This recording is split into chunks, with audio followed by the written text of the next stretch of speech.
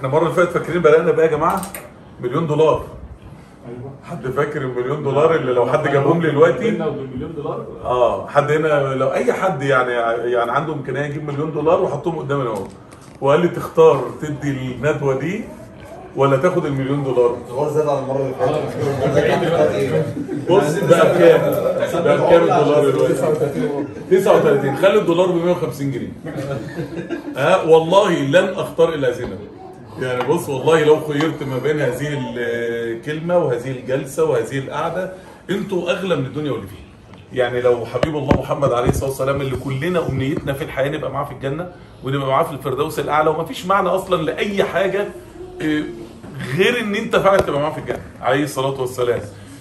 لو الوقت قالوا له، لو الرسول صلى الله عليه وسلم موجود وقالوا له يجي يتكلم في القعده دي ويكلمنا ويقعد معانا ويكلمنا عن ربنا، والقعده دي ولا مليون دولار ولا 100 مليون دولار، يقينا هيختار القعده دي. فانتوا غاليين جدا عند ربنا وغاليين في الحياه، وربنا يبارك للاسلام فيكم ويبارك لكم في الاسلام يا رب، ويهدي قلوبنا جميعا يا رب ويرضى عنا. ربنا سبحانه وتعالى اسال الله ان يرضينا ويرضى عنا، اسال الله سبحانه وتعالى ان يرضى عنا جميعا، وانه يفتح لكل واحد مننا باب طاعه بينه وبين الله، ربنا يرضى عننا بسبب هذه الطاعه. الحقيقه يا جماعه انا كنت ناوي اكلمكم في موضوع، وكنت حاطط الورق بتاع الموضوع ده في العربيه، وكنت عرفت انا سالت على العربيه لو وكنت حاطط ورق الموضوع في العربيه، ويعني ايه فاللهم لك الحمد. فدكتور محمد جلال كنا مع بعض في مكان، فدكتور محمد جلال خرج وخد العربيه وجه، ويعني ايه وما خدش باله ان هو عبد الناصر. فانا خرجت يا اخواني، فطبعا ما لقيتش العربيه، يعني ايه فعرفت ان انا وانتوا النهارده رزقنا على الله. فما دام انا وانتوا النهارده رزقنا على الله، تعالوا نتكلم في موضوع جميل قوي انا نفسي اتكلم فيه، وانا محتاج اتكلم فيه، وهو موضوع ملوش حدود ولا له حاجه معينه. ممكن اقول لك يعني ممكن العنوان بتاعه اديه في 100 مكان بكلام لا علاقه لاي مكان بالمكان التاني، لانه هو الموضوع على اسمه. تعالوا نتكلم عن مفاتيح الرزق. تعالوا نتكلم عن مفاتيح الرزق. الموضوع ده حلو قوي قوي قوي قوي قوي. يعني ايه رزق؟ الجواز رزق، الشهاده رزق، النجاح رزق، ان ربنا يرزقك زوج كويس، لان الجوازه الحلوه حلوه والجوازه الوحشه هبات والعياذ بالله. فان ربنا يرزقك ويرزقك جوازه حلوه دي رزق، ان ربنا يرزقك واحد سند ليك في الحياه دي رزق، ان ربنا يرزقك زوجه صاحبه زي ما ربنا قال وصاحبته واخيه، ما قالش وزوجته، قال وايه وصاحبته. بتبقى حلوه قوي لما يبقى الزوج والزوجه اصحاب، اما تبقي انت وجوزك اصحاب، يعني مش مجرد متجوزين او لا ده احنا اصدقاء واصحاب وبنخطط لحياتنا مع بعض وشركاء نجاح لحياه بعض. فالجوازه الحلوه رزق. اي حاجه يا جماعه، الرزق مش بس فلوس، اي حاجه ممكن تبقى رزق. والرزق لما بيجي بيغير حياتك. انت ممكن علاقه صح في حياتك تغير حياتك، انت ممكن نجاح في مجال معين يغير حياتك، يغير كل حاجه. انا فاكر لما كنت في ثانويه عامه، فانا كنت مش يعني ايه مش مجتهد قوي يعني في اول 7 8 شهور في الدراسه. بعد كده جيت في ال3 شهور اللي قبلها واحد حبيبي مشي معايا، كنا خارجين من درس كيمياء كده، فقعد يكلمني من مكان الدرس لحد بيتي عن ربنا هيعمل لك ايه في الدنيا لو انت طاعت ربنا. انا فاكر المره دي كانت المسافه طويله 3 4 كيلو كده، قاعد يكلمني ربنا يعمل لك. انا الكلام بصراحه جنني. انا ايام كنت واحد عادي جدا جدا، يعني ايه يعني اخري بصلي، يعني تجمع صلاه ما تجمعش صلاه، المهم انك انت ايه بتصلي، وممكن تقع منك الصلاه كذا يوم وبعد كده تقوم معوده وكذا يوم. فقعد يكلمني عن ربنا يعمل لك ايه في الدنيا لو انت اطعت الله. انا فاكر ان انا ودني كانت تطلع دخان من كتر الحماس. انا فعلا الكلام سخني جدا. روحت الساعه 12 بالليل، اقسمت بالله ما هنام الا لما اصلي الفجر في الجامع. فلما لقيت نفسي اصلي الفجر في الجامع خلاص انا مش هنام، فقلت طب اعمل ايه؟ طب ذاكر. من يومها لحد نهايه ثانويه عامه 3 شهور ما ضيعتش فرض في الجامع، ما ضيعتش فرض في الجامع. وال3 شهور دول ربنا اول ما بدات اصلي شرح صدري للمذاكره، بقيت بذاكر ليل نهار، بقيت ما بقومش من على المكتب، يعني ايه قاعد اذاكر ليل نهار. انا فاكر وانا داخل امتحان الثانويه العامه، داخل الامتحانات كان معايا اخويا الله يرحمه، هو مات في امريكا، يعني كان معاه الجنسيه الامريكيه وكان عايش في امريكا، ومات في امريكا فجاه يعني بجلطه في القلب الله يرحمه. فاخويا كان سنتها محسن، كان ايامنا زمان كان في حاجه اسمها تحسين دي انك انت تحسن. فانا فاكر وانا داخل لجنه الميكانيكا، فهو واقف لي على باب اللجنه كده، وكان لجنه جنبي الله يرحمه يعني، فبيقول لي ذاكرت القانون الاول لنيوتن؟ فقلت له يا ابني القانون الاول لنيوتن يا عم انت تشتغلني يا ابني، ده امتحان رياضه وانا داخل امتحان عربي. قال لي بس خد بالك بس. قلت له طب بيقول ايه؟ قال لي بيقول كذا كذا كذا. قلت له ماشي. فجاي ادخل قال لي طب استنى بس، ذاكرت القانون الثاني لنيوتن؟ قلت له قانون تاني اللي هو نيوتن له قانون تاني كمان. فانا مقفل الميكانيكا بس انا مش مذاكر حاجه نظري، مش متخيل ان امتحان. قال لي بيقول كذا كذا. قال لي ذاكرت القانون الثالث لنيوتن؟ قلت له يا عم انت خلاص اتخنقت منه. قال لي بيقول كذا كذا. قال لي ذاكرت قانون ميكانيكا الكم؟ انا ما اعرفش ان في حاجه اسمها ميكانيكا كم اصلا. قلت له قال لي بتقول كذا. والله العظيم دخلت الامتحان لقيت الامتحان 4 اسئله الف وب. السؤال الاول الف ما هو القانون الاول لنيوتن. السؤال الثاني الف ما هو القانون الثاني لنيوتن. والله العظيم اللحظه ده هي انا لولاها ما كنتش دخلت الكليه اللي انا عايزها. اللحظه دي بس فقط يعني الدقيقه دي، لانه دول 12 درجه ونص، والمجموع بتاعنا كان من كام وقتها؟ كان من 200 وحاجه تقريبا. 12 درجه ونص حوالي 4%. 4% ده انا ما كنتش دخلت اصلا الكليه اللي انا عايزها. السؤال الثالث الف ما هو القانون الثالث لنيوتن. السؤال الرابع الف ما هو قانون ميكانيكا الكم. فانت متخيل لحظه وانت داخل كده، ده رزق. موقف واحد ممكن ربنا يغير لك حياتك بيه. موقف واحد، انت ممكن تبقى ماشي في شارع وتقوم قايل طب اما احود من شارع تاني، تحود من شارع تاني، تقابل واحد بقالك 10 سنين ما قابلتوش، المقابله دي تغير لك مسار حياتك، تغير لك. انت ممكن تكون رايحه مشوار، لا تروحي مكان تاني. ربنا سبحانه وتعالى هو اللي بيرتب لك حياتك. ايه مفاتيح الرزق بقى؟ طب انا عايز رزق يزيد، انا عايز فعلا ربنا يفتح لي ابواب الرزق. ابواب الرزق دي فلوس، ابواب الرزق دي املاك، ابواب الرزق دي صحه وعافيه، ابواب الرزق دي علاقات ناجحه في حياتي، ابواب الرزق دي نجاح في مجالات، ابواب الرزق دي شهاده، ابواب الرزق ده ذريه وانجاب وخلف، ابواب الرزق. انا عايز ربنا يفتح لي ابواب الرزق. ايه مفاتيح الرزق؟ اول مفتاح من مفاتيح الرزق يا جماعه هو انك انت تعرف الاونر. مين الاونر؟ مين الاونر اللي يملك الساحل الشمالي؟ مين الاونر للتجمع الخامس؟ مين الاونر للعالم؟ مين الاونر لجميع المشاريع؟ مين الاونر لجميع الشهادات؟ مين الاونر للحياه؟ الله سبحانه وتعالى. انك انت انا يعني احيانا واحد مثلا عشان الرزق يقول لك انا ما عنديش وقت اصلي في الجامع. طب الجامع ده انت هتقابل الرزاق. انا ما عنديش وقت اصلي، طب الصلاه دي انت هتقف بين ايدين الرزاق. انت مش فاضي للرزاق عشان الرزق. وده كلام مش منطقي. فانك انت تعرف في البدايه انت احلامك في ايد مين. عشان كده انا جايب لكم طبعا مصاحف كتير بفضل ومنه الله، وجايب لكم سباحات. اللي خدت السباحه اللي فاتت موجوده؟ خدتها وخلاص يعني مفيش مشكله. وجايب لكم سباحات بفضل ومنه الله، جايب لكم حاجات كتير يعني، وجايب لكم كتب بفضل ومنه الله. كتاب اليقين في صدق الرسول، كتاب من احسن الكتب اللي ربنا من عليا بيها يعني بفضل الله سبحانه وتعالى.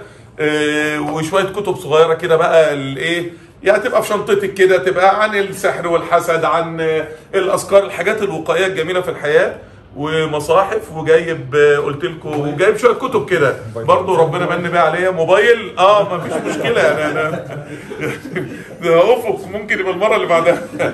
وجايب لكم كتاب حلو قوي. الكتاب ده يعني من اصعب الكتب اللي ربنا يعني من عليا في حياتي بيها. الكتاب ده انا عشان اعمله يعني كانت رحله طويله في حياتي، وكانت فتره صعبه، ومرضت امراض كتير عشان افهم الكلام اللي في الكتاب ده. يعني كتاب انا مش فاهمني. انت تعبان ليه ومتعذب ليه؟ انت ليه متضايق؟ انت ليه قلقان؟ انت ايه مشكلتك؟ ما انتش فاهم نفسك ليه؟ لو فهمت نفسك هتتبسط من نفسك قوي، وتكتشف ان يعني ايه انت جواك كنز انت مش مقدره يعني. يعني انا مش فاهمني دي ازاي تقود حياتك يعني.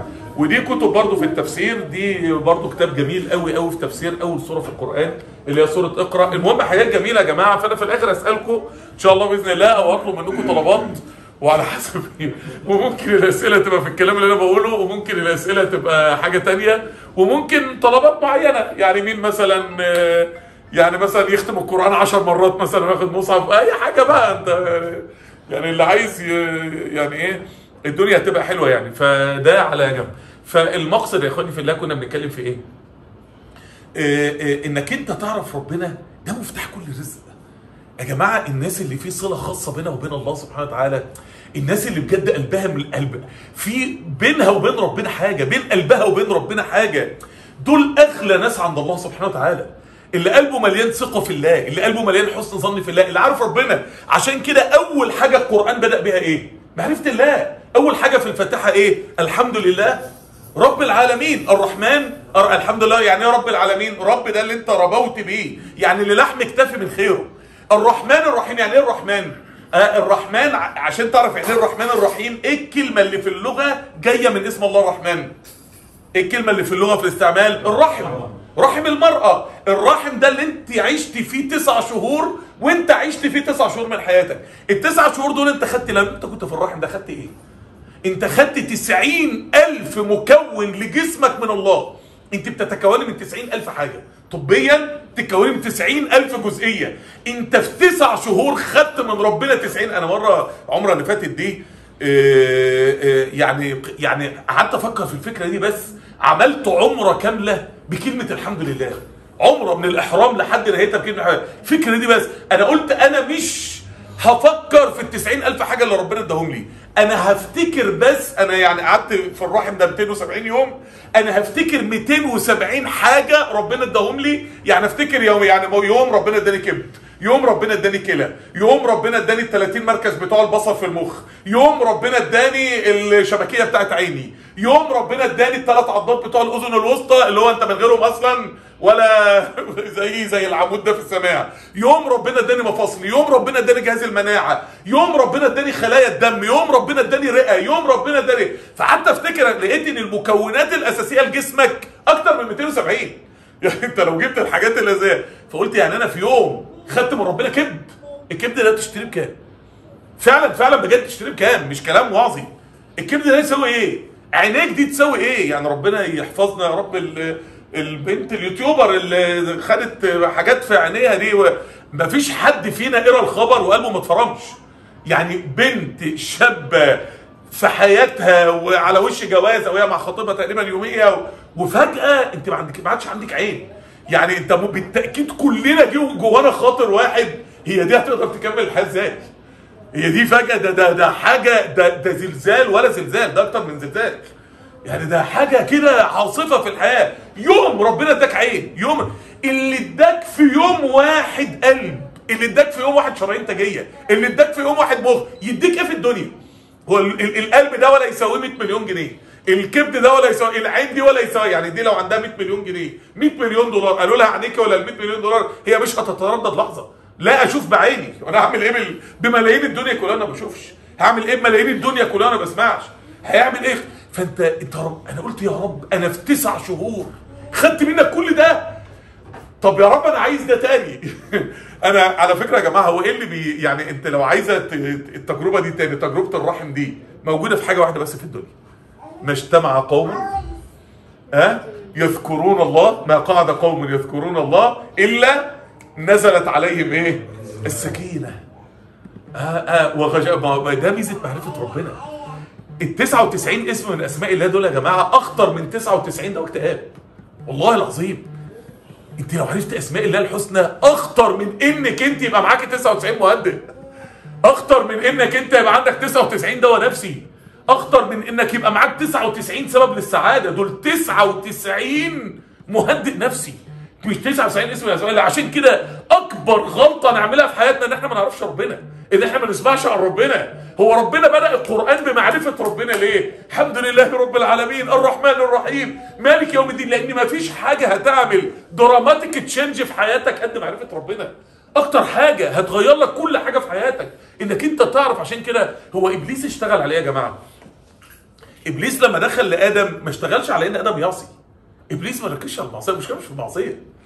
ابليس قال له وقال ما نهاكما ربكما عن تلكما الشجره الا ان تكونا ملكين او تكونا من الخالدين. يعني ايه؟ ابليس ما قالوش شوف الشجره الجميله، الله ده انت مش متخيل بقى لو دقت طعمها هيبقى طعمها ايه. ابليس ما دخلوش من انه هو يحلله المعصيه، ابليس دخله من انه يعمل قطيعه بينه وبين ربنا. ربنا مش في مصلحتك، اللي ربنا بيقوله لك مش في مصلحتك. لو سمعت كلام ربنا مش هتعيشي سعيده. فبقى يا ربنا السعاده، يا ربنا يا الفرحه، يا ربنا يا النجاح، يا ربنا يا المتعه. هي دي النقطه اللي اصل ابليس انت هتعصي ربنا، طب ما انت تتوب وربنا هيبدل سيئاتك حسنات. يعني ايه يبدل سيئاتك حسنات؟ كان واحد مسجل خطر بيقول لواحد يا عم الشيخ اتوب ازاي؟ ده انا عملت مصايب. قال له يا بختك، ده انا بحسدك. قال له بتحسدني ليه؟ قال له انت عملت مليون سيئه، انت لو تبت دلوقتي المليون سيئه هيبقوا ايه؟ مليون حسنه. اولئك يبدل الله سيئاتهم حسنات، ربنا يبدلها لك، فانت يا بختك. فابليس مش منشن على انك تعصي ربنا، في لحظه كل ده يتمسح. ولا ابليس منشن على انه يعمل قطيعه بينك وبين ربنا، انه يقول لك ان ربنا وما نهاكما ربكما. ربنا ما قالش ان ده حرام عشان مصلحتك. الحرام ده مش سلك كهرباء عريان ولا حاجه اول ما تلمسها تتصعق. ده الحرام ده المتعه، ده الحرام ده الملك، ده الحرام ده الخلود، ده الحرام ده الفرحه كلها. فربنا نهاك عن الحاجه اللي تفرحك. هي دي المشكله كلها، ان انا ابقى مش واثق في ربنا، مش واثق ان اللي ربنا قاله لي هو ده سبب السعاده والفرحه والمتعه والنجاح، وان كل ما هقرب من ربنا انا بقرب بالسعاده والنجاح والمتعه. هي دي القصه. ف99 اسم من اسماء الله دول 99 مهدئ نفسي، دول 9 اسماء الله الحسنى. دي اقوى علاج للهم والضغط النفسي، اقوى علاج، اقوى علاج. انت لما الانسان بيخوض الحياه لوحده الانسان في الاخر بينهار. انهياره ده في شكل انه ياخد دواء نفسي، ممكن انهياره ده في شكل انه ينتحر، ممكن انهياره ده في شكل ان هو ان هو يروح يقتل حد ولا يعمل جريمه، ممكن انهياره ده في شكل انه يعيش حياته محبط. معرفه الله ضد هذا الاحباط. فربنا لما بيقول لك اعرفني، ربنا بيحميك من نفسك، ربنا بيديك. انا عندي دلوقتي 48 سنه والله يا جماعه. انا بعد 48 سنه وانا الحمد لله حياتي ثريه، يعني بفضل ومنه الله. يعني طول عمري من وانا طفل بفضل ومنه الله بشتغل يومين 16 ساعه طول عمري. يعني طول عمري انسان نشيط جدا وبعمل اي حاجه في الحياه. انا بعد 48 سنه والله ما في سبب للسعاده على وجه الارض الا اسماء الله الحسنى. في سبب اصلا؟ ما في سبب للسعاده والتماسك والوقوف والصلابه والقوه ما في سبب، لان اسماء الله الحسنى بتديك اخطر سبب للسعاده. ايه اخطر سبب للسعاده؟ تلبيه احتياجاتك.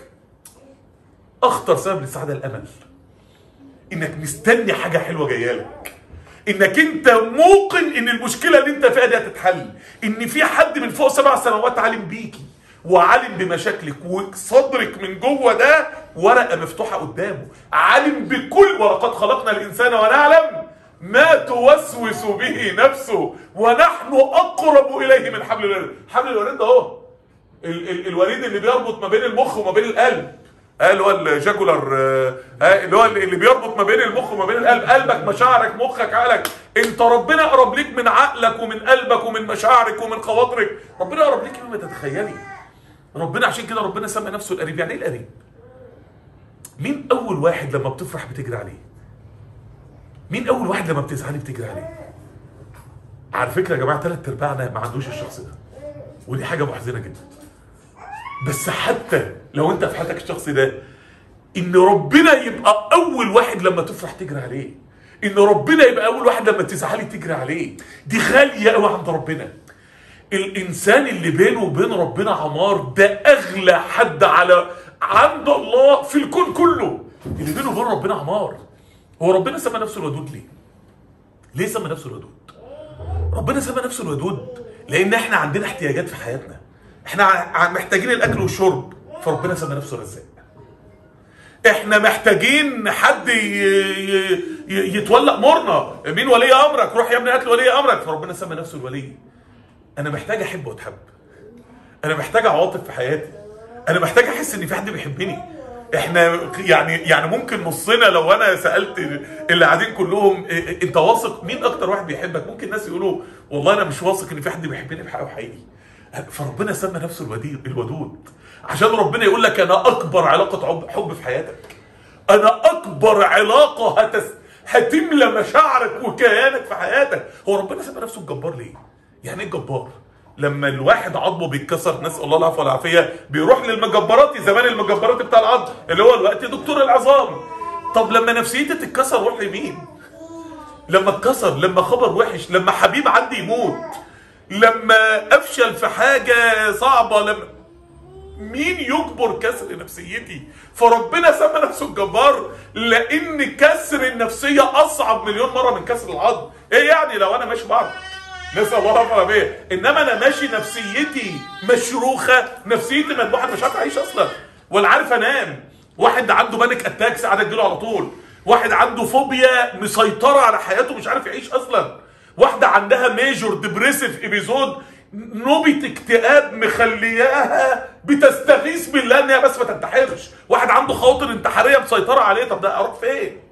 اعمل ايه؟ فربنا سبحانه وتعالى سمى نفسه الجبار عشان ده، عشان يقول لك انا اقدر اجبر لك نفسيتك، انا اقدر ان انا اجبر. هو ربنا سمى كل اسم من اسماء ربنا هو وعد من ربنا ليك، هو وعد من ربنا ليكي في احتياج اساسي من احتياجات حياتك. عشان كده بدايه القران انا قلت لكم انا بعمل العمره، انا يعني اللي بيعمل العمره اللي كان معايا بيوصلني بقى المحرام ومش عارف الكلام ده، كان حد يعني صاحب فندق هناك كده، فبيقول لي هو واخد باله مني، بيقول لي انت ما بطلتش طول العمره كلمه الحمد لله. انا الفكره اللي مسيطره عليا انت يا رب اديتني 90,000 حاجه في 9 شهور، انا عايزه تاني.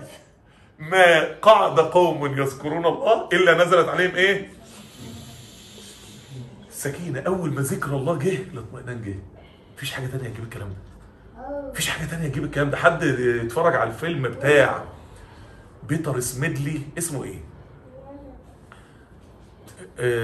بيتر حاجه سميدلي، صاحب فنادق من اكبر فنادق اوروبا، عامل فيديو وهو بينتحر. انا شفت الفيديو ده بس ما قدرتش اكمله. راح مركز بيدوا له حاجه كده للي عايز ينتحر، يقوم داخل في غيبوبه ويقوم ميت، يعني زي موت رحيم. يعني واحد عنده كل حاجه في الحياه بس هو معهوش ربنا. في الاخر يا عيني المنظر يعني والله العظيم يا جماعه المنظر، يعني ما حدش فيكم اتفرج على الفيديو ده، يعني ما حدش يلقط الاسم ويروح كده يدور على اليوتيوب. حاجه أليمة. مراته طبعا هو كان راجل كبير، مراته ست كبيره، منظر البؤس اللي على وشها وهي رايحه تريح جوزها بالانتحار، ورايحه تقف مع جوزها في اخر لحظه في حياته وهو بينتحر، وهو بيشرب كوبايه كده، وبعد كده بدا ينام وعارف ان هو بيموت، وبدا يعني يخبط بكلام زي واحد بدا يفوق وعايز يرجع للحياه بس خلاص ما عادش ينفع. فالانسان من غير ربنا ولا لها لازمه. معرفه ربنا هي اكتر حاجه بتجيب استقرار. كان اسمها ايه؟ داليدا اللي طبعت 85 مليون البوم وكانت بتغني ب5 لغات. في الاخر وهي بتنتحر كتبت رساله: لا استطيع التحمل، مش قادر استحمل، مش هقدر اكمل في الحياه دي. طب لا تستطيع التحمل ليه؟ طب ما في ناس سعيده كتير قوي. انا كنت في ندوه في طب القصر العيني، وكان المدرج مليان بقى، كان المدرج كبير، فقعدت اكلمهم عن عطاءات ربنا في الدنيا. فواحد بعت لي رساله بيقول لي: انا عايز اسالك سؤال بصدق، انت بجد سعيد؟ انت عايز تقنعني وجاي تكذب علينا ان في انسان سعيد على وجه الارض اصلا؟ وبعد كده انا بكلمه على عطاءات، فبداوا لقيت فجاه ثوره قامت عليها في المدرج كله، ناحيه البنات وناحيه الاولاد. اللي انت بتقوله ده انت جايبه منين؟ احنا يا سلام، يعني انا ربنا يخلي لي حياتي جنه وخير. هو ايه الاكتئاب يا ابني اللي مسيطر على الشباب ده؟ ايه التعاسه؟ قلت لهم يا جماعه على فكره بس في حاجه عشان بس ما حدش يجعزني يعني. قلت لكم يا اخوانا انا مش محضر كتاب وجاي اديكم من كتاب محضره، انا بقول لك من حياتي، انا بقول لك ربنا عمل لي ايه لما انا اقبلت عليه. انا بقول لك كلمه عبد الرحمن بن عوف في صحيح البخاري لما هاجر للنبي عليه الصلاه والسلام وساب الدنيا وساب كل ثروته، لما هاجر للنبي في المدينه قال: ظننت اني لو رفعت حجرا لوجدت تحته ذهبا. انا من كتر ما ربنا فتح عليها في الرزق التالي ان انا لو شلت طوبه هلاقي تحتها حته ذهب. فقلت لهم انا جاي اقول لكم ان احنا شفنا ده في حياتنا، شفنا اكرام الله وفتح الله ومدد الله ومعيه الله ورسائل الله ليك في حياتك لما اقبلت على الله سبحانه وتعالى. شفت ربنا مارلين مونرو في الاخر. طب واحده بهذا الجمال، واحده بهذه الشهره العالميه، ملوك العالم كانوا يتمنوا يقعدوا معاها. طب تخلصي من حياتك ليه؟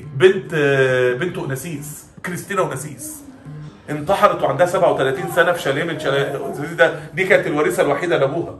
بنت اوناسيس دي كانت اغنى مليارديره في العالم، اتجوزت واحد شيوعي وداها موسكو، عايشها في شقه ضيقه تكنس وتمسح وتطبخ. الصحفيين قالوا لها: انت رمز الرأسمالية في العالم، انت ازاي قابله على نفسك اللي بيحصل ده؟ قالت لهم: بدور على السعاده، بعد كده اتطلقت منه، مش عارف اتجوزت حد تاني، المهم نهايتها خدت شريط مخدرات وانتحرت في شاليه في الارجنتين.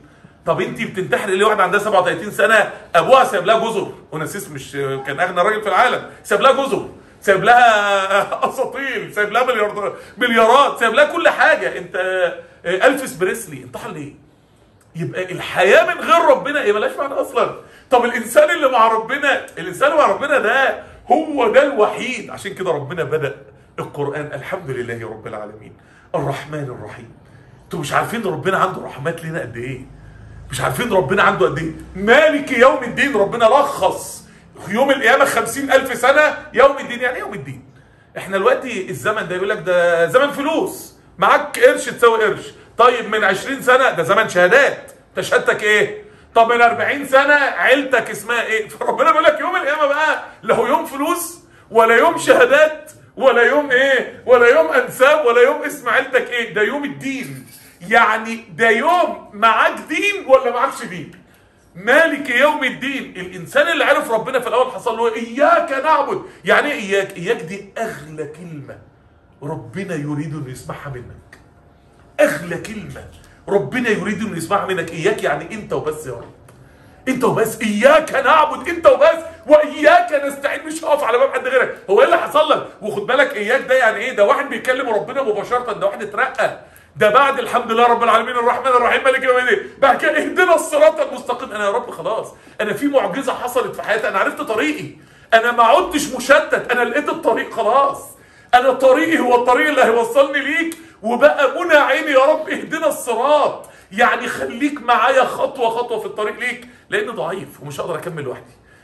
صراط الذين انعمت عليهم. انا يا رب خلاص عرفت ايه الحاجه الحقيقيه اللي لها قيمه في الحياه. ايه النعمه الحقيقيه في الحياه؟ هي الدين، هي الركعتين اللي بيني وبينك، هي السجده. حد هنا يا جماعه عنده مرض راق في سجده؟ حد هنا يا جماعه كان عنده مشكله ماديه واتحلت في سجده؟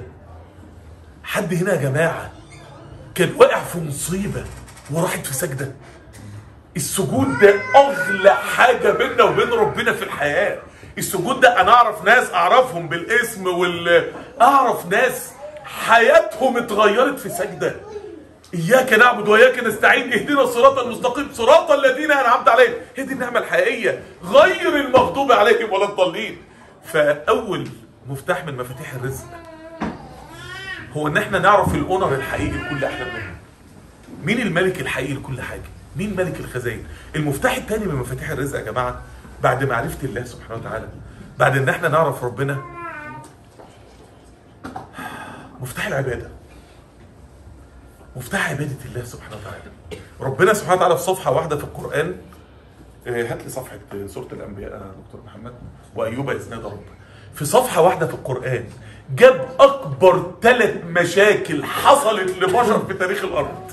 حد عارف الصفحه دي؟ جابهم في صفحه واحده اهي. وايوب اذ نادى ربه اني مسني الضر، اصعب مرض مزمن في تاريخ البشريه كلها. سيدنا ايوب قعد في المرض بتاعه قد ايه؟ 18 سنه. 18 سنه، حتى رفضه القريب والبعيد. الناس اترعبت منه، كل الناس هربت منه. الناس ما عدا 2 من اصحابه هم اللي كانوا بييجوا يقعدوا معاه جلسه ايمانيه الصبح وبالليل فقط.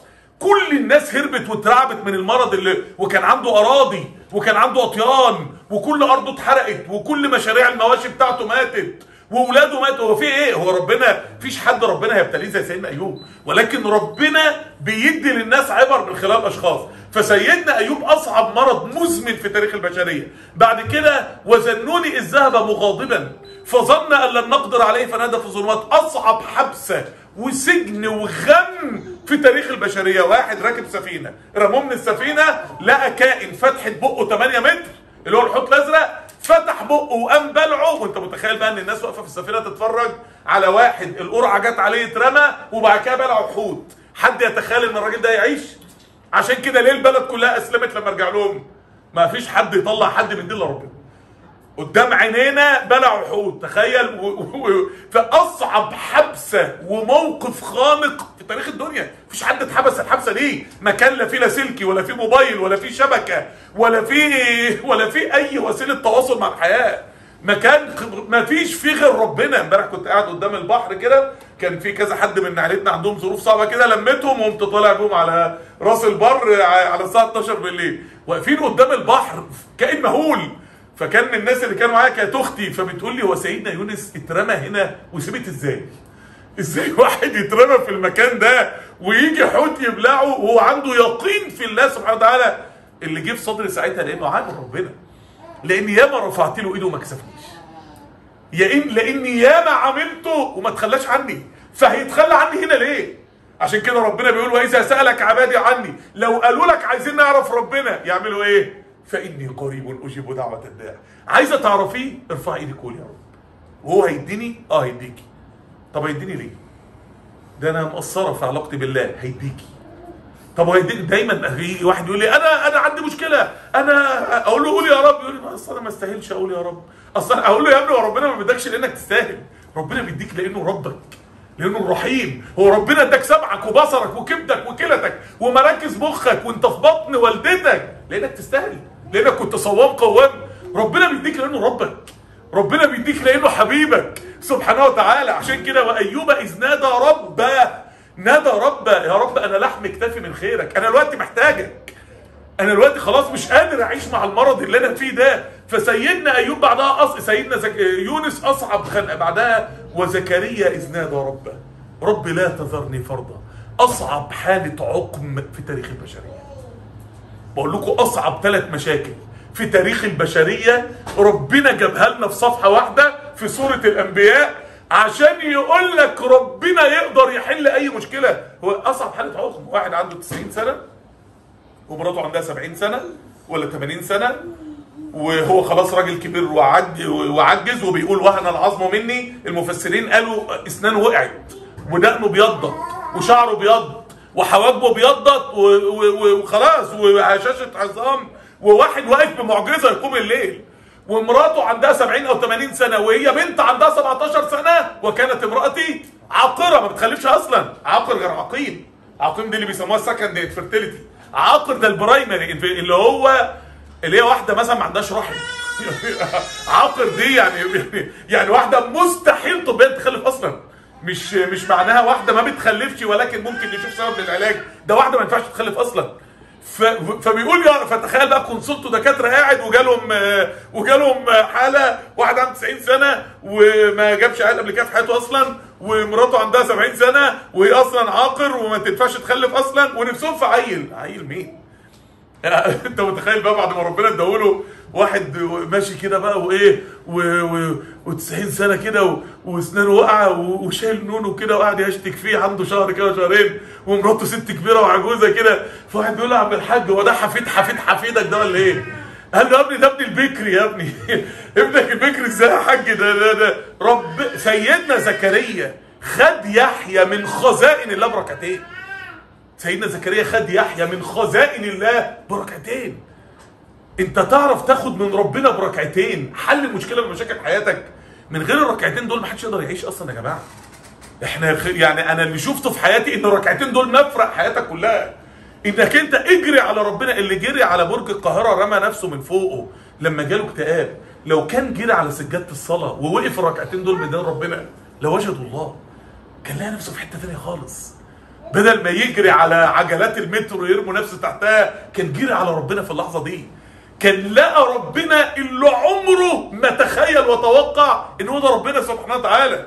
فربنا جاب لك اصعب مرض مزمن في تاريخ البشريه، واصعب نازله ومصيبه فجائيه وحبسه وخنقه وغم في تاريخ البشريه اللي هي يونس، واصعب حاله عقم في تاريخ البشريه، جابهم لك ورا بعض وبيقول لك تعالى شوف انا بدي ايه، انا بقدر. سيدنا سليمان لما عرف ربنا قال هب لي ملكا لا ينبغي لاحد من بعدي، لانه عارف هو بيطلب من مين.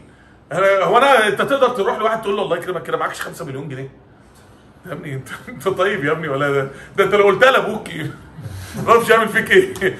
معلش يا بابا بس مزنوق في 5 مليون جنيه وقلت 5 مليون يا ابني 5 مليون عفريت نططوك انت يا ابني بتهزر يعني. واحد واقف كده هب لي ملكا لا ينبغي له، وايه ده بيقولها امتى؟ سيدنا سليمان كان بيقول الدعاء ده امتى؟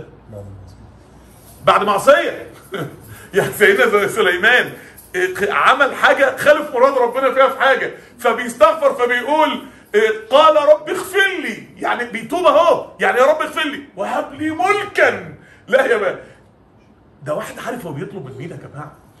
ده واحد عارف بالظبط كده اما تزعل ابوك قوي قوي قوي قوي قوي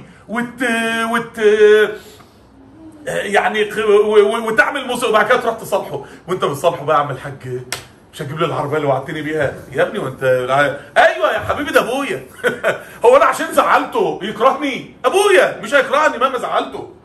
عارف انت اللي هو الابن اللي ساب البيت وزعل من ابوه وراجع بقى، يا ترى ابويا هيكسر عظمي، ولا يا ترى هيضربني بالمسدس في دماغي، ولا يا ترى هيديني بالشلوت ويقول لي امشي يالا ما عادلكش عيشه. لا، ابوه فاتح الباب وبيجري عليه بالحضن وبيعيط ويقول له وحشتني يا ابني. ربنا بيحبك اكتر ما ابوك بيحبك. انت عارف دي ولا مش عارف دي؟ انت حب والدك ووالدتك ليك قطره من بحار حب الله ليك. ربنا امبارح كنت يعني اختي بفضل الله يعني هي داعيه، فبيتصل بيها بقى ايه بنات مثلا عندهم مشكله، واحده واقعه في ازمه فيتصلوا بيها، فقلت لها انت عارفه يا بنتي انت بتعملي ايه؟ انت عارفه انت ربنا فرحان بيكي قد ايه؟ قلت لها تخيلي كده لو انا وبنتي حصل بينا مشكله مصيبه وعقدتني وزعلت مني وانا زعلان وانا قلبي مقهور على بنتي، وقمت انت جايه فضلتي وراها لحد ما جت بست راسي وبست ايدي وصالحتني، انت تبقي عندي ايه؟ قلت لها اللي بيكلم الناس عند ربنا اغلى عند ربنا من الشخص اللي بيصالح ما بين اغلى عند ربنا من غلاوه حد صالحني على اولادي، لان ربنا بيحبنا اكتر ما احنا بنحب اولادنا. فان احنا نعرف مين هو ربنا. وايوب اذ نادى ربه اني مسني الضر وانت ارحم الراحمين. انا تعبان يا رب، انا تعبان. هو ما بيقولش اشفيني، هو ما طلبش من ربنا الشفاء، هو بيقول له مسني الضر. طب مسك ازاي؟ ده انت بقالك 18 سنه مغموس في الضر. مس ده المس ده كده، دي المس.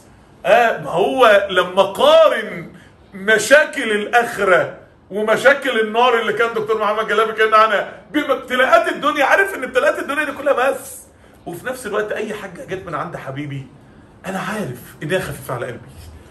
واحد خارج الكلمه اللي بتجنني في الايه دي وهو بيقول مسني الضر وانت ايه؟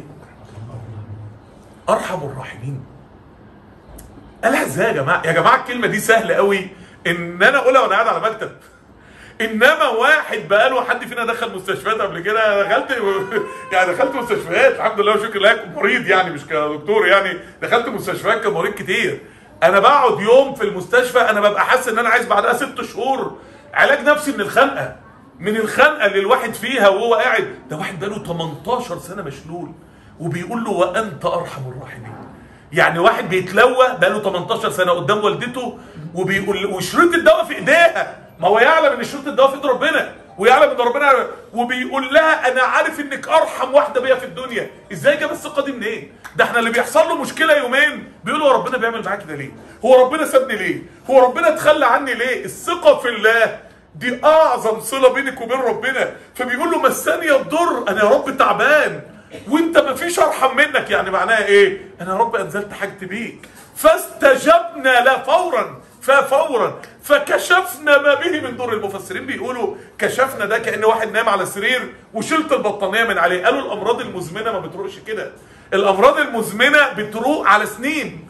مفيش واحد مرض مزمن بقاله 18 سنه يروح منه في لحظه. فكشفنا ما به من ضر وآتيناه أهله ومثلهم معهم. ربنا قادر إنه يعوضك عن أي حاجة خسرتها في الحياة. ربنا قادر إنه يرجع لك أي حاجة أنت خسرتها في الحياة.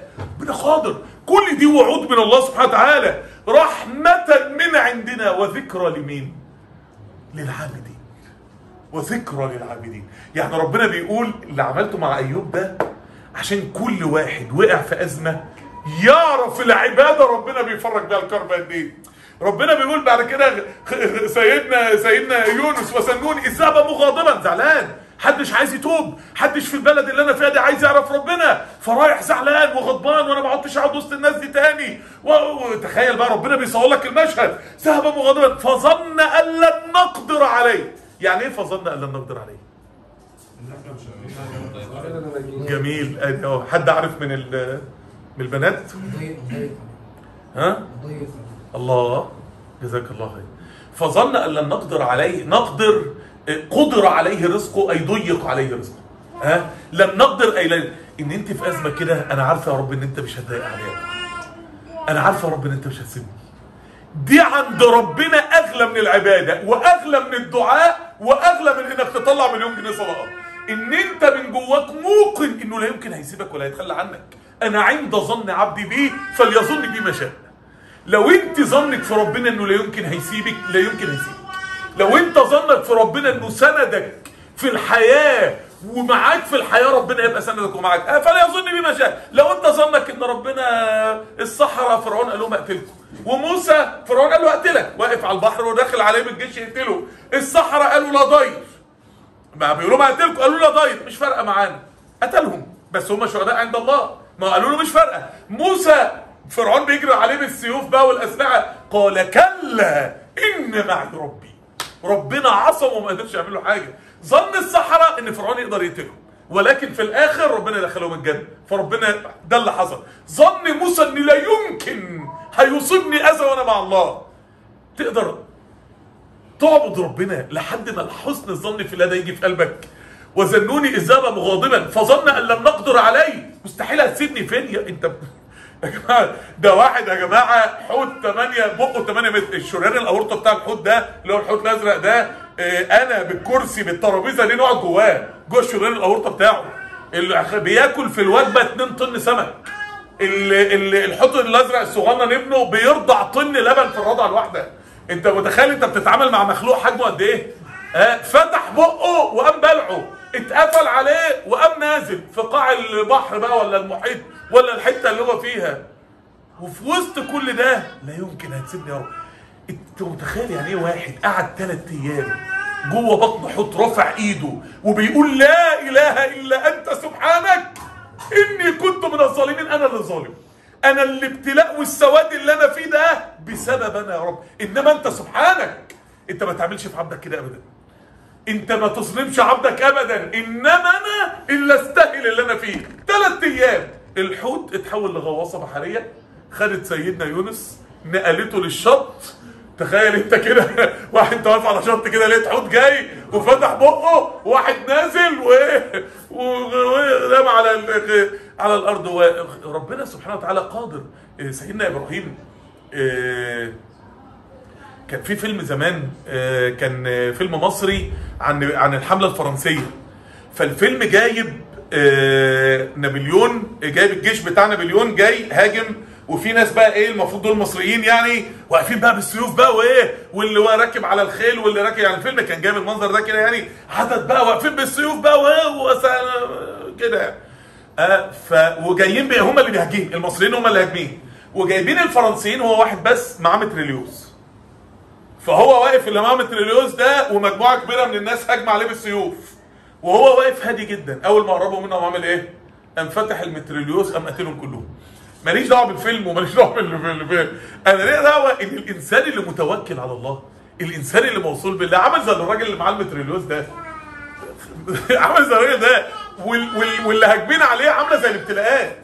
انا ما فيش ابتلاء بالدعاء والتوكل واليقين في الله انا ما انسفوش من حياتي.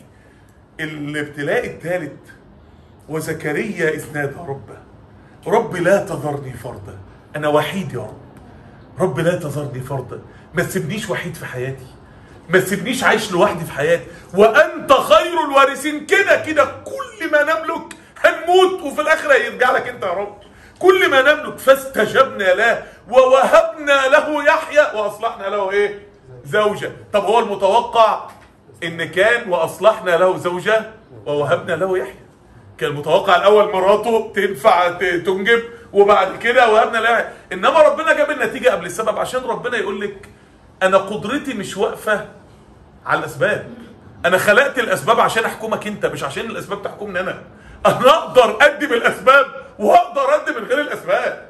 انا قدرتي فوق هذه الاسباب. ووهبنا له يحيى واصلحنا له زوجه. يعني حتى ان بعض المفسرين قالوا ان كان في مشاكل بينه وبين زوجته، يعني مش بس ان هو قالوا لا، ده كان في مشاكل، عدم تفاهم، كان في مشاكل بينه وبين زوجته. فربنا لما بيصلح لك كل حاجه. ربنا لما بيديها لك جمله. ربنا النبي عليه الصلاه والسلام ليه دعاء بيطلب من ربنا 46 طلب في دعاء واحد. وثبتني وثقل موازيني وحقق ايماني وارفع درجاتي واسالك الدرجات العلى. دعوه كده انا عديت الطلبات فيها 6، يعني واحد رفع ايده طلب من ربنا 46 حاجه ونزل ايده تاني. ده اللي عارف ربنا سبحانه وتعالى. انهم كانوا، يا رب انت عملت كده ليه؟ انهم كانوا يسارعون في الخيرات، كانوا في مسابقه من اجل عمل العبادات اللي ترضي الله، من اجل عمل الاعمال الخيريه اللي ترضي الله، ويدعوننا ان يعبدوننا رغبا ورهبا. كانوا الناس بيعبدوا ربنا وكانوا لنا خاشعين. الناس دي كانت علاقتها حلوه بربنا سبحانه وتعالى، فربنا فرج كربها. يبقى المفتاح الثاني من مفاتيح الرزق هو عباده الله سبحانه وتعالى. يبقى المفتاح الاولاني من مفاتيح الرزق قلنا ايه؟ معرفه الله. معرفه الله سبحانه وتعالى، انك انت تعرف الرزاق، انك انت تعرف ربنا كريم قد ايه، انك انت تعرف ربنا سمى نفسه. ربنا سمى اول اسم نزل في القرآن اسم ايه؟ اول اسم من اسماء الله. مين اللي بيقول اكرم؟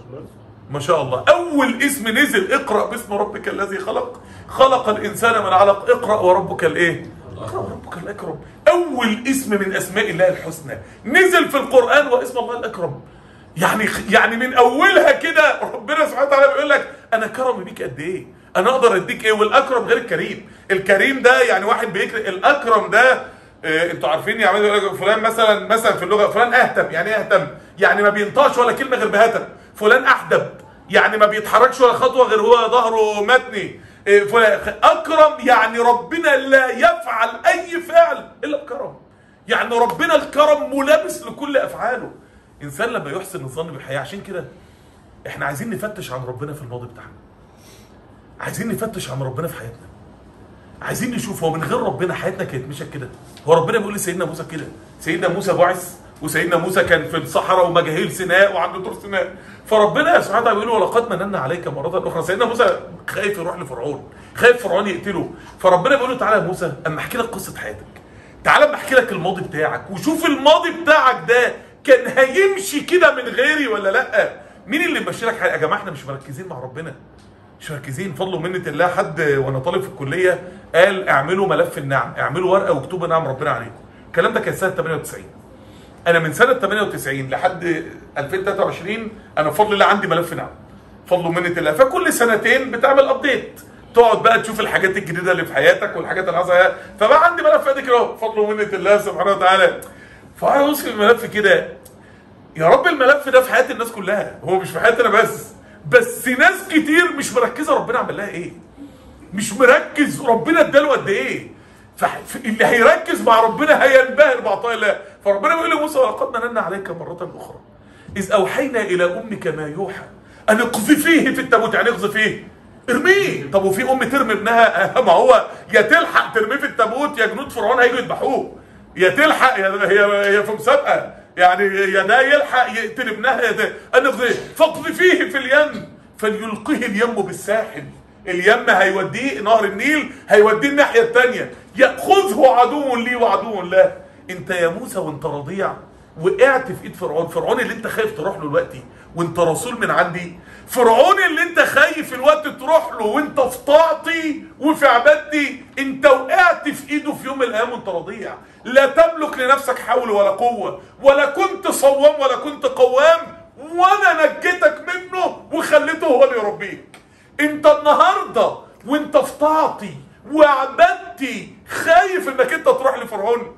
فرعون بيقول له انا اقدر احميك. كنت مره مع واحد صاحبي كده، فبكلم اي حد نقابله في الشارع واحنا ماشيين بنتكلموا عن ربنا، فلقينا واحد بيبيع سجاير.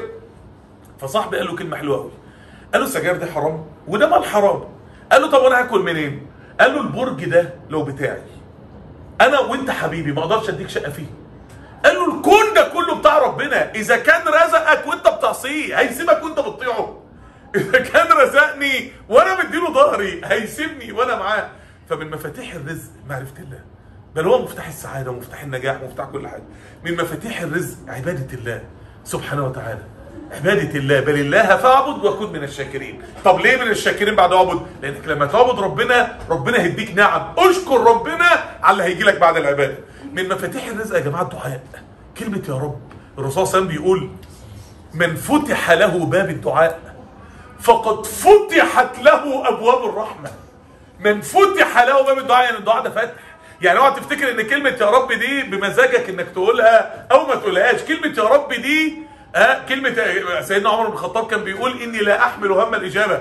انا ما عنديش مشكله هو ربنا يستجيب ولا لا، ولكني احمل هم الدعاء.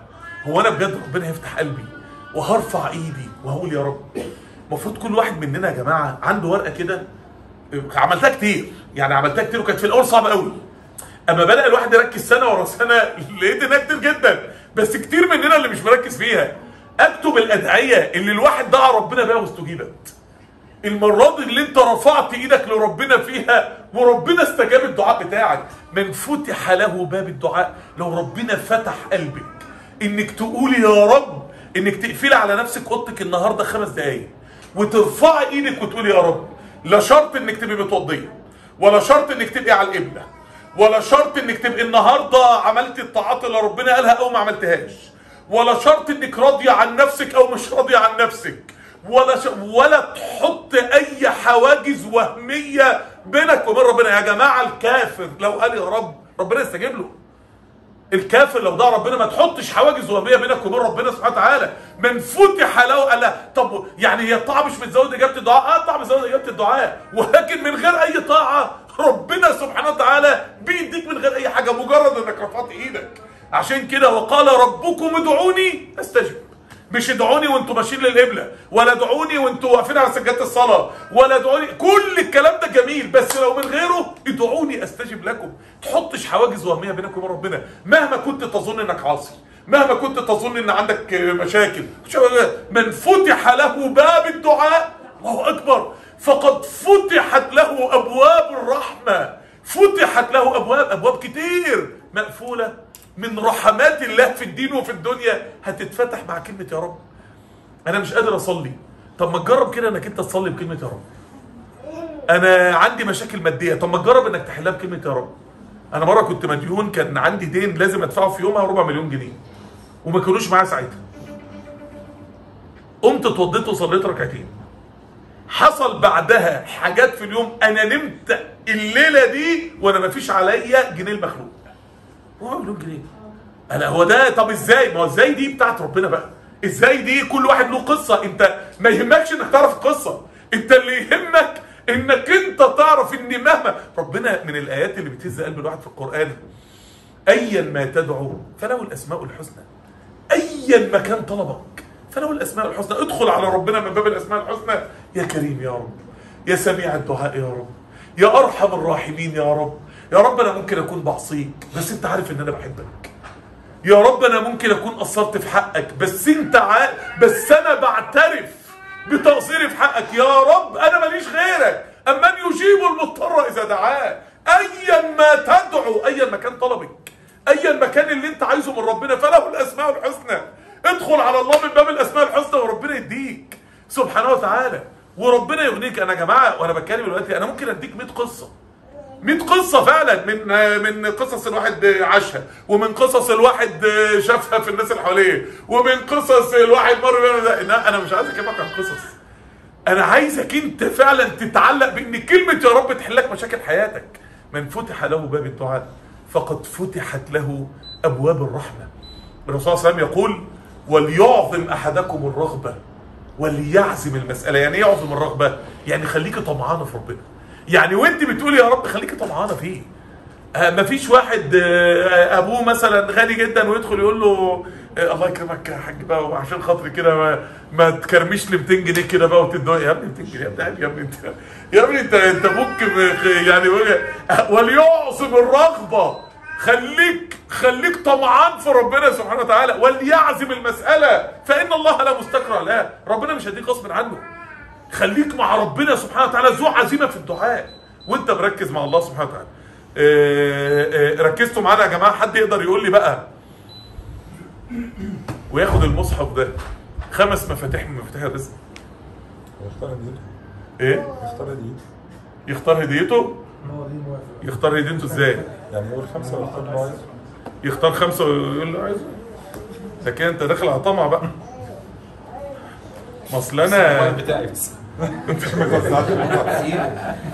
سيبوا ما دام مفتاح. قلت لكم يا جماعه في كتاب انا مش فاهمني، ده كتاب يعني ايه عن اللي حاسس ان هو تعبان وايه وازاي تقدر تقود حياتك وتغير نفسك بجد. كتاب عودة الروح ده كتاب في تفسير سورة اقرأ، ده كتاب عن تدبرات ايمانيه جميله قوي في اول سوره نزلت في القران. ده طبعا مصحف، وده برضه مصحف، وده برضه مصحف. فالمصاحف البامبي والموف والحاجات دي 5 مصاحف، ودول سباحات، ال3 سباحات. خلاص يا رجاله. وده حصون ضد السحر والحسد، ودي كنوز، حاجات اذكار سريعه كده وثوابها عالي جدا. وده كتاب اليقين في صدق رسول الله صلى الله عليه وسلم. انا مش عارف اعرضهم ازاي بقى، بس ادي يا عم ايه عشان يبقى الناس ايه، يبقى الناس. وادي سباحه اهي، وادي مصحف اهو. خلاص هنعمل اكتر من كده. وادي يا عم الحصون ال10 ضد السحر والحسد، وادي الكنوز. خلاص مين يقدر يقول لي 5 مفاتيح للرزق ويختار الهديه اللي هو عايزها؟ بس على فكره يا جماعه ده تجربه، يختار دي تجربه. ايه؟ اكيد مش هيختار. الله اعلم. اتفضل. ثبت اللي انت قلتها. ايه؟ قول من اللي انت قلته. قول كي ما تشاء. عبادة الله. عباده ربنا من اسباب الرزق. الاستغفار، ما شاء الله. من لزم الاستغفار جعل الله له من كل هم فرجا ومن كل ضيق مخرجا ورزقه من حيث لا يحتسب. حديث صحيح عن النبي عليه السلام. يبقى الاستغفار. رضا الوالدين، الله، صحيح من اسباب سعه الرزق طبعا. الباقيات الصالحات. البقيات الصالحات اللي هي ايه؟ سبحان الله الحمد لله. سبحان الله والحمد لله ولا اله الا الله والله اكبر. جدع. والسعي والاكتاب والحاجات الدنيويه والسعي في الرزق. على نفسي اخد بالاسباب يا عم انت راجل، يا عم انت راجل، يا عم انتوا فيكم يا عم مشايخ يا عم وضاحكين علينا. واخد الدرس اللي بيجي ده مراجع قبل ما يجي. واخد الدرس اللي بيجي اسمع منه هديه. هو على فكره انا مش هسال السؤال ده تاني، بس على فكره يعني جميع العبادات مفاتيح للرزق. الصدقه مفتاح للرزق، الصيام مفتاح للرزق، صله الرحم مفتاح للرزق. جميع العبادات مفتاح للرزق. انا مش فاهم. انا مش فاهمني؟ انا عايز اعرف انا مش فاهمني يعني ايه؟ قول يا مولانا. طيب بصوا يا رجاله، كتاب ب 100 جنيه. كتاب ب 100 جنيه وانا خارج. انت الكتاب ب 100 جنيه تصدق مكتوب 110؟ والله بفتح لقيت مكتوب 110، ما اعرفش مين اللي كاتبها اصلا. جاب لنا هدايا وحاطط فيها السعر. لا هم تقريبا، لا ده انت طيب، ده هم تقريبا هيحاسبوني عليها. مش هناخد. تقريبا هيحاسبوني عليها. ايوه ما احنا بنشتريها، امال نعمل ايه انت؟ واخدينهم بالمكتبه ولسه ما حسبناش بصراحه. انا كل ما اعمل كتاب ما الاقيش وقت اقول لبتاع المكتبه اديني نسخ من كتابي، فكل ما بحتاج كتاب ببعت حد يشتريه. لان انا مش فاضي اقول له طب يا جماعه يعني ممكن نعمل بقى حاجات ظريفه تانية، مثلا نقول مثلا مين ياخد مصحف ويختمه. سهله دي. خلاص المصحف البامبي اللذيذ ده اهو، الجميل ده اهو، ده ورا ده ده جميل ده اهو. مين ياخد المصحف؟ طب انا اقول لكم حاجه، انا ممكن تختميه في قد ايه؟ شهر. مش قليل. انا بقابل ناس في الشارع والله بعد ما بوزع ده الواحد يقول لي سامحني الوكيل ده انا ما عرفتش اكمل اللي انت. خد المده اللي انت عايزاها، شهر. خلاص على الله يتوكل. طب بصوا يا رجاله، هو المصحف هو ده لون حريمي ولا رجالي ولا عادي ولا؟ يمشي الاثنين. طيب يمشي الاثنين. انا هبدا اطلب طلبات غلسه شويه، اصل انا خايف اسال بصراحه. في سلسله كده على النت. اسال والله اسال. الراجل اللي كان بيضرب فين؟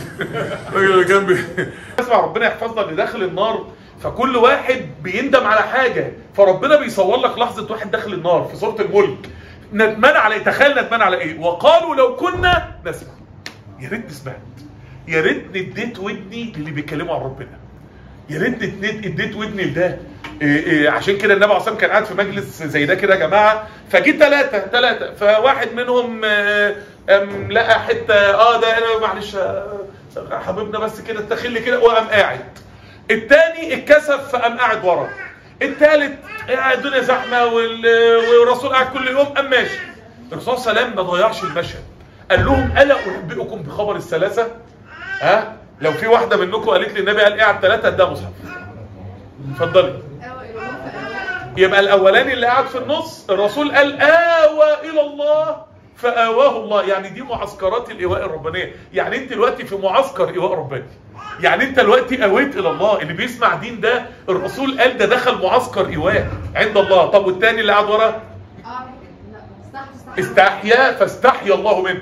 اللي جه قاعد ورا ومكسوف، يعني فانا بقى مش هقعد ازاحم ومش عارف ايه، ومكسوف ازاحم الناس اضايق الناس ومكسوف من ربنا يمشي، يبقى في كلام عن ربنا ويمشي، فقام قاعد. فالرسول قال استحيا فاستحيا الله منه. يعني استحيا الله منه ان الله حيي كريم يستحيي اذا رفع احدكم يديه ان يردهما صفرا خيبتين. يبقى يعني استحيا الله منه استجاب الله دعاء، يعني بقى مستجاب الدعاء لانه سمع عن ربنا، لانه قاعد في المكان اللي يسمع فيه عن ربنا. طب والثالث؟ واما الثالث اللي هو ما رضاش يسمع، عم بقى وهيخنقونا بقى وهيقعد يقول لي بقى حرام وحلال بقى ومش عارف ايه، ويقعد يا عم ويطلع لي واحد يكلمنا عن النار يا عم. فانا ماشي وانا كده مش فاضي اصلا، وانا ورايا مشاغلي والدروس هي موجوده. الثالث اللي مشي الرسول قال واما الثالث فاعرض الله. خيري. فالسماع ده مش عباده قليله يا جماعه. سماع الدين انك انت تروح النهارده تقوم كاتب على جوجل كده، تكتب على جوجل مثلا مقاطع دينيه، اي حد انت بتحبه، بتحب استاذ مصطفى حسني، بتحب الدكتور امير منير، بتحب باشمهندس سيد ممدوح، عايز تنفعني بحسنتين وتكتب حازم شومان. الدنيا يعني ايه، يعني كله ان شاء الله يوصل لربنا، وتقوم كاتب. ما تستهينش بالعباده دي، بالذات الموبايلات يا جماعه، ضربه زرار تدخل الجنه وضربه زرار تدخل النار. فاحنا كنا بنقول مين يسمع المصحف بتاعها بس ايه المصحف؟ تختاري ده ولا ده؟ طيب ده ماشي.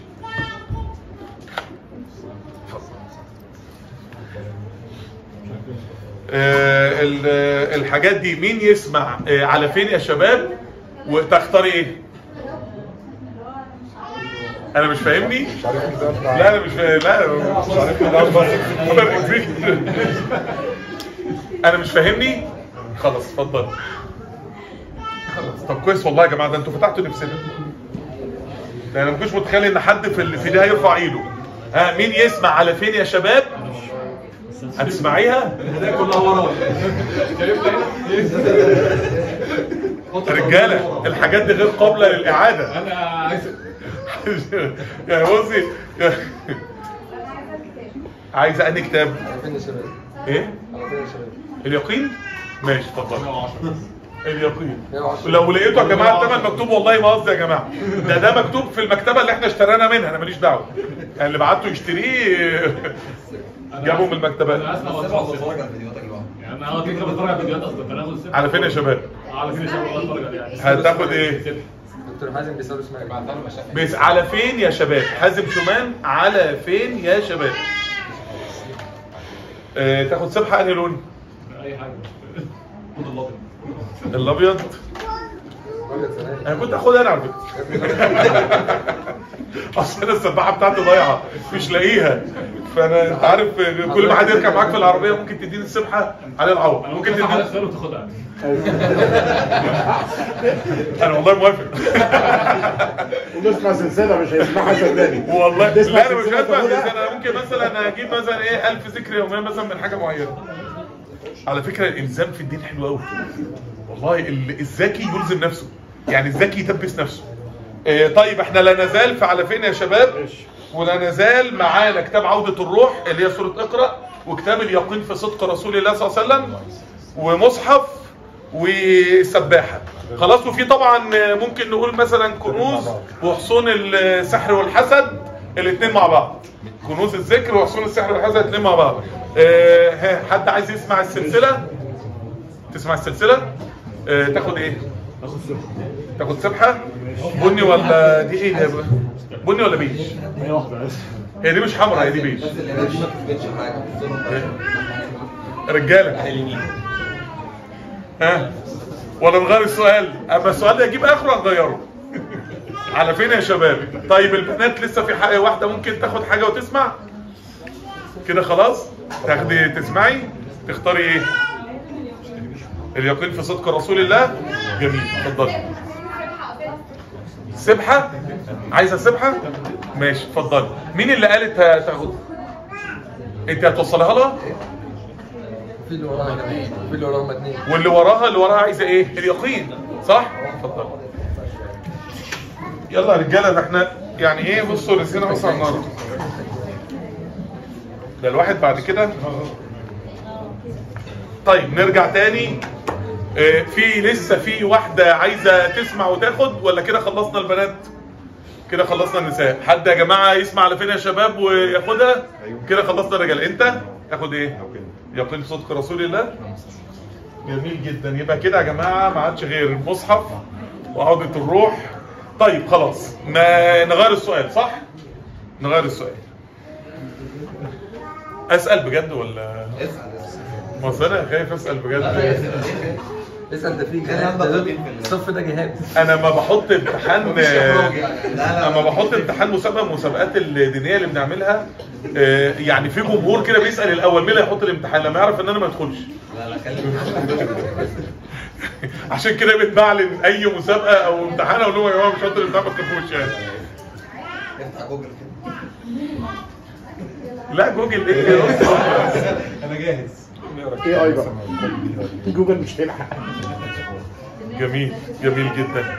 طيب انا حد يقدر يقول لي في 3 ايات اختلف المفسرين فيها على اكتر من 100 قول، دول اكتر 3 ايات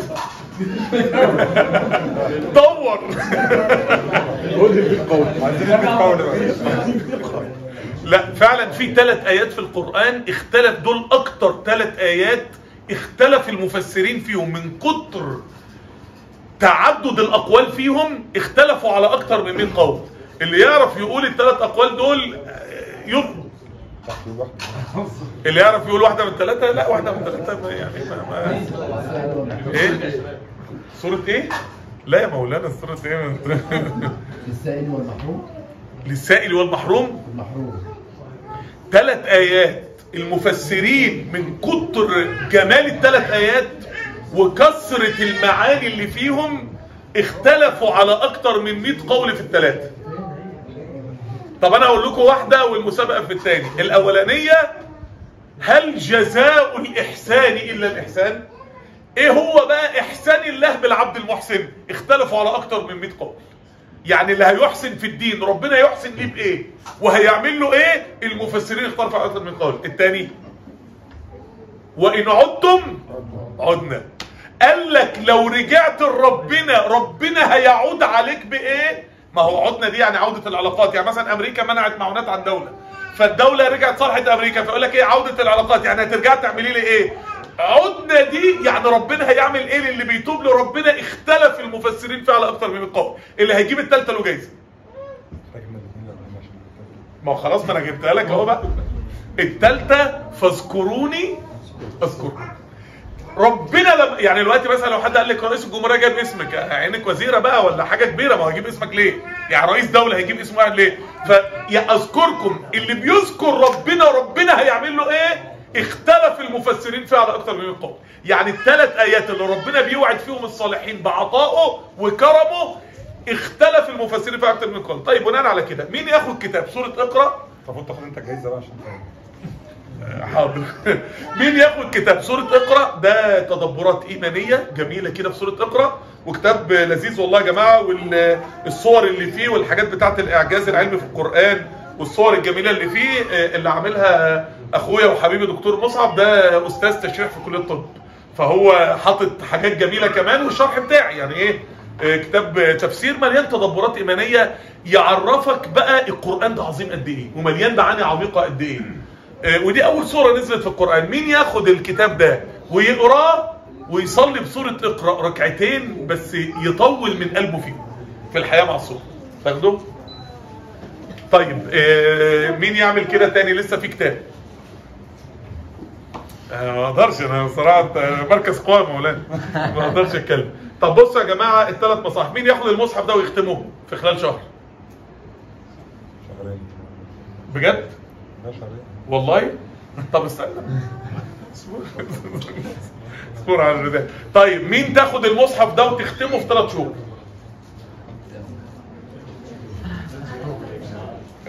تختميه في شهر؟ معاكي 3 شهور؟ شهرين سماح. معاكي شهرين سماح، بس لو جبتيه في شهر هتبقى حاجة جميلة جدا يعني. مين؟ في حد يقدر يرفع ايده؟ رجعت في كلامها تقريبا. يعني تاخديه وتختميه في شهر؟ طيب المصحف الأخير يا جماعة، المصحف الأخير مش عارف نعمل ايه. انتوا رأيكم يا رجالة؟ مين ياخد ده ويعمل ايه بقى؟ مين اللي ما صامش ال6 ايام من شوال لسه لحد دلوقتي؟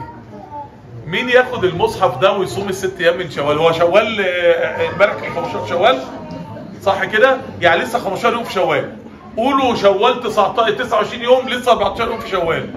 مين ياخد المصحف ده ويصوم 6 من شوال؟ الرسول صلى الله عليه وسلم قال من صام رمضان ثم اتبعه 6 من شوال فكأنما صام الدهر.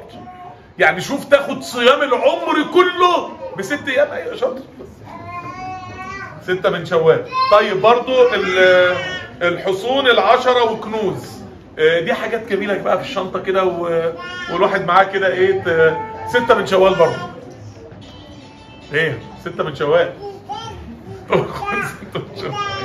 طيب برضو واضح ان احنا عايزين نغير الايه. بصوا يا رجاله، على فكره الرجاله دي عندي يعني كله، يعني المرجله دي صفه يعني ايه، صفه جميله في الراجل والست يعني ربنا. حد يقدر يجيب لي ايه في القران، واحده تقدر او واحد يجيب لي ايه في القران ربنا اتكلم عن الستات بضمير المذكر؟ ايه؟ يأتوك رجالا. ايه الجمال ده؟ والله حلو صح؟ بس انا بقول بضمير اتكلم عن النساء بضمير المذكر، هي دي جميله يعني جايه على رجليه راجل او امراه. طيب حد يعرف يجيب لي ايه تانية؟ خد يا عم انا مش حد الله بينا وبين الحرام. في حد تاني يقدر يجيب لي ايه في القران ربنا اتكلم عن المراه بضمير المذكر؟ على فكره مش ايه واحده ولا 2 يعني. لما ربنا كلم نساء النبي قال ومن يقنط منكن لله ورسوله وتعمل صالحا. مين اللي قال؟ انا والله انت اللي قلتها؟ هو ايه الاثار اللي انتوا فيه ده؟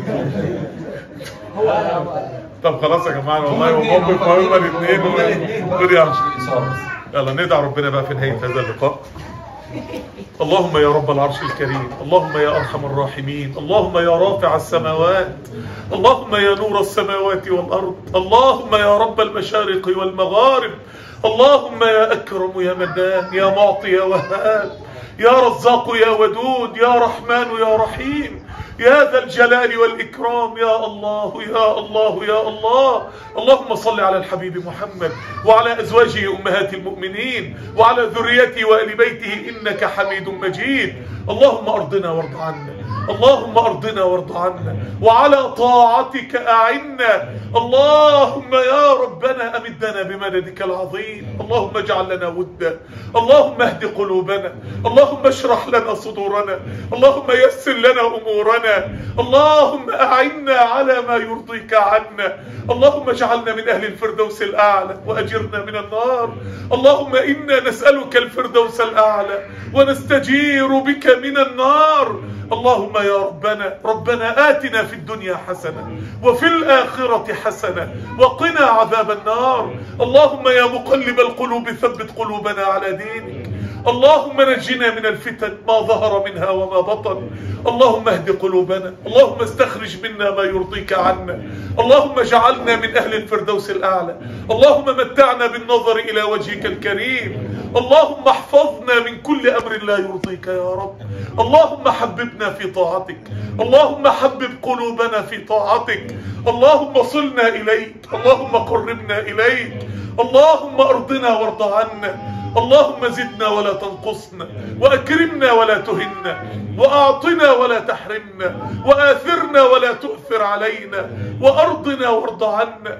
اللهم استعملنا ولا تستبدل بنا، اللهم استعملنا ولا تستبدل بنا.